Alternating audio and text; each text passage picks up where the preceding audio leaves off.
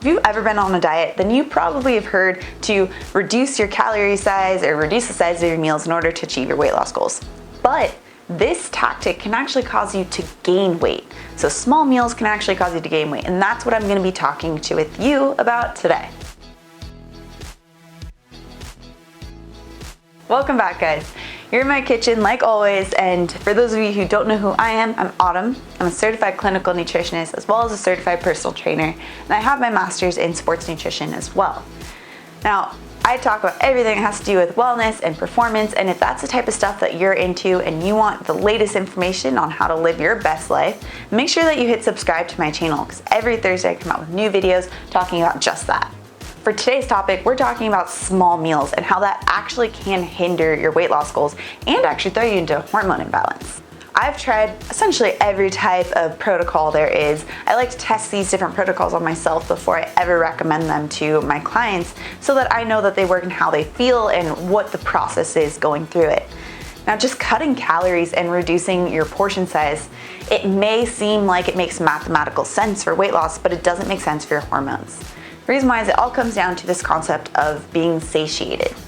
Our bodies know the amount of food that it needs, and it comes down to turning off those hunger hormones with fully satiating ourselves with the proper foods. So what is satiation? You know that feeling when you aren't full, but you are satisfied. You don't feel like you need to continue to eat. That's what eating until satiation is. A few things happen when you eat until satiated. When you eat until you're fully satiated, where you actually feel satisfied, that helps to decrease ghrelin, which is the hunger hormone, and that's part of the satiation effect. But what causes that decrease in ghrelin? A few things help to reduce that.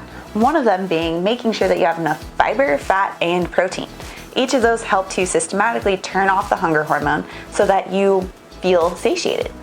By having a meal that is packed with high amounts of fiber, healthy fats, and healthy proteins, you're going to turn off your hunger hormone and then feel satiated. This is a natural response and a way to make it so that you only eat what your body needs. So this actually leads to losing fat rather than muscle, which is ultimately what you want. On the flip side, when you eat a small meal, you have still high amounts of ghrelin because your body still thinks that it needs more food. And a lot of different types of hormone reactions and responses occur when you have this higher amount of ghrelin. First of all, you feel hungry, and that leads to sugar cravings. And as you can read in a bunch of my articles, having sugar cravings obviously leads to eating the sugar, and then having higher amounts of sugar in your body leads to fat storage. And because at the meal you never really ate until you were satiated, your body's constantly trying to get the amount to make it feel satisfied. Otherwise, it feels like it's in this state of fight or flight and starvation trying to find food. That's why you have those sugar cravings, because your body's trying to find a quick source of energy to make up for the fact that you didn't eat enough at your previous meal. So what would cause you to not be satiated? If you don't have each of these different key critical components to a meal, then you're not going to be satiated. That'll lead to increased ghrelin, and that'll lead to sugar cravings and weight gain. This can even lower your body's basal metabolic rate, because like I said, your body thinks it's in a state of starvation if you never eat until satiated. And because of that, it starts to lower the amount of energy it expends as a survival mechanism when you don't eat until you're satiated. Not only does it not feel good because you're not satisfied, but it also causes you to gain weight and your body thinks that it's starving. A number of other things happen when your body thinks it's starving. For example, fertility hormones plummet. Your body starts to get into the state where it thinks it's not safe for it to have a baby.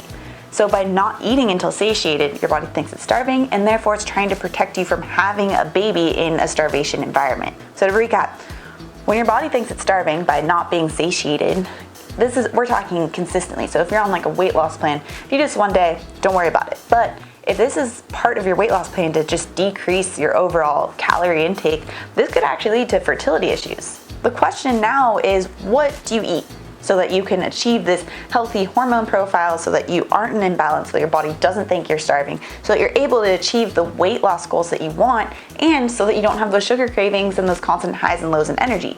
See how cyclical this whole thing is? It all really comes down to nutrient timing, as well as making sure that you have the proper nutrients at each meal.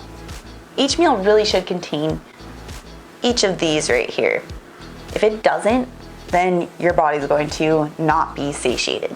Not only do you need each of these items in your meals in order to feel satiated and turn off those hunger hormones, you also need to have proper nutrient timing. So just having high fat all day is actually not going to be beneficial, or having high protein all day is not going to be beneficial either, or high carbohydrate or whatever. It depends on when you have it rather than how much you have. I go a lot more into detail on this on my intermittent fasting program, as well as the next program I have coming out next week. So you can make sure to subscribe to my email so that you can check out when that comes out. But a great place to start is the 21-day intermittent fasting program. That's where I go over all the nutrient timing, the basics of it. It's not just about fasting, it's also about how to properly time your meals. And that's what I go over in the intermittent fasting program. So when it comes to balancing your hormones, achieving the weight loss goals that you want, achieving the wellness goals that you want, and just feeling good and not having those crashes in energy, eating until satiated is extremely important, and I really advise that you do that. And remember, the main things that you need in each meal to achieve that satiation is fiber, fat, and protein. Each of those turns off those hunger hormones to achieve those goals that you want. Okay guys, well thank you again for tuning in to my weekly videos. I love sharing this information with you guys. And if you feel like there's something that you learned here, or that you resonated with, or that you feel like someone that you know could really benefit from, make sure to share this link with your friends and family. Because you never know how far reaching even just sending a link can be to change someone's life. This may be just the information someone needs right at this time in their life that can change their whole health outcomes. Again, I'm Autumn, and I'm a clinical nutritionist. I come out with new videos every Thursday. I look forward to seeing you guys back here next Thursday.